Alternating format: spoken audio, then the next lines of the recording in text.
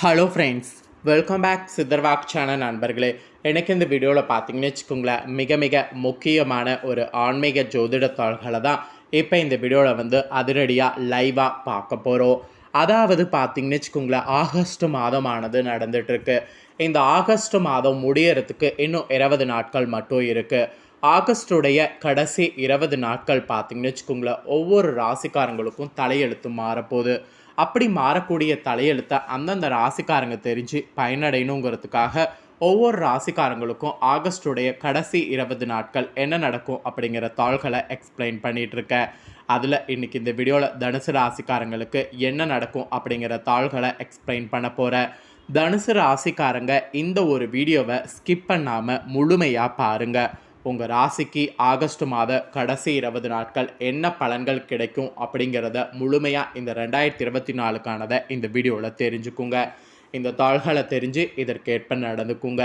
So கிரகநிலைகள், கிரக மாற்றங்கள் இது பார்த்திங்கன்னு வச்சுக்கோங்களேன், ஒவ்வொரு டைமுமே இருந்துக்கிட்டே இருக்கும். அதாவது கிரகநிலைகள், கிரக மாற்றங்கள் இது இல்லாமல் எதுவுமே இருக்காது. இதோட தான் எல்லாமே இருக்கும்.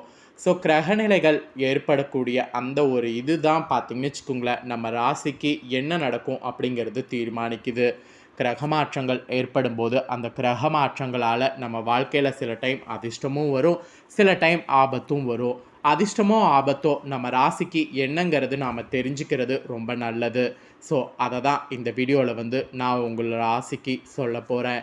தனுசு ராசிக்காரங்க, உங்கள் ராசிக்கு இந்த ஆகஸ்டுடைய கடைசி 20 நாட்கள் என்னெல்லாம் நடக்கும் அப்படிங்கிறத தெரிஞ்சுக்குங்க. ஸோ தெரிஞ்சு அந்த தாள்களுக்கேற்ப நடந்து பலனடைங்க. அதே போல் ஒரு முக்கியமான விஷயம், தனுசு ராசிக்காரங்க இந்த நட்சத்திரத்தில் பிறந்தவங்க வீடியோவை பாருங்கள், கரெக்டாக இந்த கணிப்பு உங்களுக்கு பொருந்தும். தனுசு ராசிக்காரங்க மூலம், பூரடம், உத்திராடம் 1ஆம் பாதத்தில் பிறந்தவங்களுக்கு நான் சொல்லக்கூடிய கணிப்பு பொருந்தும். அதனால் தனுசு ராசி இந்த நட்சத்திரத்தில் பிறந்தவங்க வீடியோவை ஸ்கிப் பண்ணாமல் பாருங்கள். ஃபஸ்ட்டு உங்களுக்கு கிரகநிலை என்ன மாதிரி அமைஞ்சிருக்குங்கிறத சொல்கிறேன், அதை நோட் பண்ணிக்குங்க. தைரிய வீரிய ஸ்தானத்தில் சனி வகரத்தோடு இருக்கிறாரு. சுகஸ்தானத்தில் ராகு இருக்கிறாரு. அப்புறம் ரணருண ரேகஸ்தானத்தில் செவ்வாய் குரு இருக்கிறாரு. கலஸ்தரஸ்தானத்தில் சந்திரன் இருக்கிறாரு. அஷ்டமஸ்தானத்தில் சூரியன் புதன் சுக்கிரன் இருக்கிறாரு. தொழில்ஸ்தானத்தில் கேது இருக்கிறாரு. இந்த மாதிரியெல்லாம் கிரகநிலைகளானது உங்களுக்கு அமைஞ்சிருக்கு. கிரகநிலைகள் இந்த மாதிரி அமையிறது மட்டும் இல்லாமல் கிரக மாற்றங்கள் வேறு நிறைய இருக்குது. கிரக மாற்றங்கள் எப்பப்போ அப்படிங்கிறத எக்ஸ்பிளைன் பண்ணுறேன். கிரக மாற்றங்கள் எப்பப்பங்கிறத தெளிவாக இந்த வீடியோவில் தெரிஞ்சுக்குங்க. கிரக மாற்றங்கள் பார்த்திங்கன்னு வச்சுக்கோங்களேன், ஆகஸ்டுடைய 1ஆம் தேதி அன்னைக்கு சுக்கிரன் அஷ்டமஸ்தானத்திலிருந்து பாக்கியஸ்தானத்துக்கும் மாறுறாரு. ஆகஸ்ட் 16ஆம் தேதி அன்னைக்கு சூரியன் அஷ்டமஸ்தானத்திலிருந்து பாக்கியஸ்தானத்துக்கும் மாறுறாரு. ஆகஸ்ட் 26ஆம் தேதி அன்னைக்கு சுக்கிரன் பாக்கியஸ்தானத்திலிருந்து தொழில்ஸ்தானத்துக்கும் மாறுறாரு. ஆகஸ்ட் 26ஆம் தேதி அன்னைக்கு செவ்வாய் ரணருண ரேகஸ்தானத்திலிருந்து கலஸ்தரஸ்தானத்துக்கும் மாறுறாரு. ஆகஸ்ட் 31ஆம் தேதி அன்னைக்கு புதன் அஷ்டமஸ்தானத்திலிருந்து பாக்கியஸ்தானத்துக்கும் மாறுறாரு. இந்த மாதிரி கிரக மாற்றங்கள்லாம் பார்த்திங்கன்னு வச்சுக்கோங்களேன் இருக்குது. இந்த கிரக மாற்றங்கள், கிரகநிலைகள் இதனோட அடிப்படையில் நீங்கள் பெறக்கூடிய பலன்களை ஜோதிடர்கள் கணிச்சிருக்காங்க. அந்த பலன்களை இப்போ நான் இந்த வீடியோவில் நட்சத்திர வாரியாக உங்களுக்கு எக்ஸ்பிளைன் பண்ண போகிறேன். ஸோ என்ன பலன் கிடைக்கும் அப்படிங்கிறத தெளிவாக உங்கள் ராசிக்காரங்க உங்கள் நட்சத்திரத்துக்கு ஏற்ப தெரிஞ்சுக்குங்க. ஃபஸ்ட்டு தனுசு ராசிக்காரங்க மூல நட்சத்திரத்தில் பிறந்தவங்களுக்கு எக்ஸ்பிளைன் பண்ணுறேன், நோட் பண்ணிக்குங்க. மூல நட்சத்திரத்தில் பிறந்த தனுசு ராசிக்காரங்களுக்கு ஆகஸ்ட் மாதத்துடைய கடைசி 20 நாட்கள் தொழில் வியாபாரம் மிக மிக பார்த்திங்கன்னு வச்சுக்கோங்களேன் சிறப்படையும். அது மட்டும் இல்லாமல் வியாபார வளர்ச்சிக்கு இருக்கக்கூடிய தடைகள் உங்களுக்கு அத்தனையுமே நீங்கி வியாபாரத்தில் நீங்கள் எதிர்பார்க்காத லாபம் உங்களுக்கு கிடைக்கும். பழைய பாக்கிகள் மொத்தமாக வசூலாகும். அதே சமயம் அரசாங்கம் தொடர்பான விஷயங்கள் உங்களுக்கு எதுவாக இருந்தாலும் அதில் சாதகமான முடிவு கிடைக்கும். அதனால் அரசாங்க தொடர்பான விஷயங்களில் ரொம்ப பார்த்திங்கன்னு வச்சுக்கோங்களேன் முயற்சி பண்ணுங்கள். உத்தியோகத்தில் கூட உங்களுக்கு பதவி உயர்வு உண்டாகும். அது மட்டும் இல்லாமல் நீண்ட தூர பயணங்கள் நீங்கள் மேற்கொள்ளும் போது காரிய அனுகூலம் உண்டாகும். அதனால் நீண்ட தூர பயணங்கள் மேற்கொள்ளுங்க. அப்புறம் சக பணியாளர்கள் மூலம் உதவி உங்களுக்கு கிடைக்கும். ஸோ சக பணியாளர்கள்கிட்ட உங்களுக்கு ஏதாவது வேணும்னா தாராளமாக நீங்கள் கேட்கலாம். நீங்கள் கேட்கக்கூடிய உதவிகள் உங்களுக்கு அவங்க முழுசாக கொடுப்பாங்க. ஆக மொத்தம் மூல நட்சத்திரத்தில் பிறந்த தனுசு ராசிக்காரங்களுக்கு ஆகஸ்டோடைய கடைசி 20 நாட்கள் அதிர்ஷ்டம் என்று தான் சொல்லப்பட்டிருக்கு.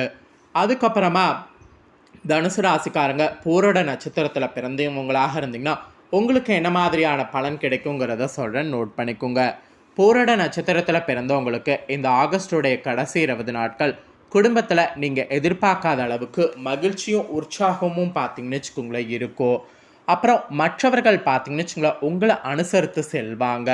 அது மட்டும் இல்லாமல் தம்பதிகளுக்கிடையே மகிழ்ச்சியான நிலை காணப்படும். தம்பதிகள் உங்களுக்குள்ள மனவிட்டு பேசுங்க, நிறைய டைம் ஸ்பெண்ட் பண்ணுங்கள், ஒருவருக்கொருவர் புரிஞ்சிக்கிறதுக்கு இது டைமு. அப்புறம் பிள்ளைகளுக்காக மருத்துவ செலவு ஏற்படும். அதனால் பிள்ளைகள் விஷயத்தில் ரொம்ப கவனமாக இருக்கணும், உடல் ஆரோக்கியத்தில்.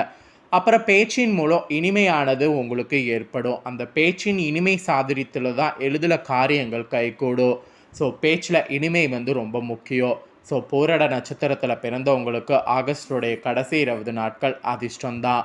அதுக்கப்புறமா கடைசியாக உத்திராடம் 1ஆம் பாதத்தில் பிறந்த தனுசு ராசிக்காரங்களுக்கு உத்திராடம் 1ஆம் பாதத்தில் பிறந்த தனுசு ராசிக்காரங்களுக்கு இந்த ஆகஸ்டோடைய கடைசி 20 நாட்கள் எதிர்காலத்துக்கு உதவக்கூடிய விஷயங்களில் ஆர்வம் உங்களுக்கு உண்டாகுமா, அதற்கேற்ப செயல்படணும்னு சொல்லப்பட்டிருக்கு.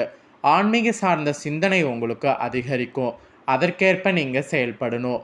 உத்தியோகத்தில் கூட உங்களுக்கு அப்போ தான் பதவி உயர்வு, ஊதிய உயர்வெல்லாம் உண்டாகும்.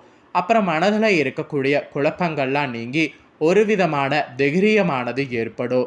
இதில் இன்னொரு முக்கியமான விஷயம் என்னென்னா போட்டிகளில் பங்கு பெற ஆர்வம் உண்டாகும். ஆர்வம் உண்டாகிறதுக்கேற்ப நீங்கள் செயல்படும் போது கண்டிப்பாக உங்களுக்கு வெற்றி கிடைக்கும். அதனால் ஆர்வத்திற்கேற்ப நீங்கள் செயல்படலாம். அதாவது உங்களுக்கு உத்தியோகத்தில் இல்லை வேறு எதுலையாவது போட்டிகளில் கண்டிப்பாக இருக்கிற மாதிரி இருந்ததுன்னா அதில் தாராளமாக ஈடுபடலாம். அப்படி இன்ட்ரெஸ்டோடு ஈடுபட்டிங்கன்னா உங்களுக்கு வெற்றி கிடைக்கும். இன்ட்ரெஸ்ட் இல்லாமல் போட்டிகளில் பங்கு பெற்றீங்கன்னா தோல்வி உண்டாகும்.